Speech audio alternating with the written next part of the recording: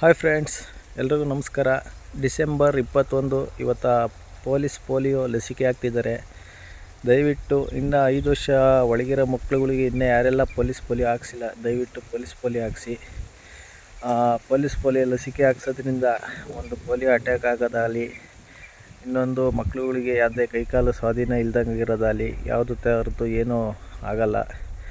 ದಯವಿಟ್ಟು ಪೋಲಿಯೋ ಲಸಿಕೆ ಹಾಕ್ಸಿ. ಇವತ್ತು ನಮ್ಮ ಮಕ್ಕಳುಗಳಿಗೂ ಹಾಕ್ಸಿದೆ.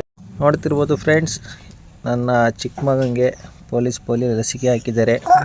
ಇವನು ನೋಡ್ರಿ ಬಿದ್ದು ಮಕನೆಲ್ಲ ಏಟ್ ಮಾಡ್ಕೊಂಡಾನೆ. ಇವನು ತೀಟೆ ನನ್ನ ಮಗ, ಇವನು ಪೂರ್ತಿ ತೀಟೆ ಅಂದರೆ ಉಷ್ಟ ತೀಟೆ. ನನ್ನ ಮಗಳು ಇವಳು ಪೋಲಿಯೋ ಲಸಿಕೆ ಇವಳಿಗೂ ಸಹ ಹಾಕ್ಸಿದ್ದಾರೆ. ನಾನು ಹೇಳೋದಕ್ಕಿಂತ ಮುಂಚೆನೇ ಹಾಕ್ಸಿದ್ದಾರೆ ಇವಳಿಗೆ 3 ವರ್ಷ.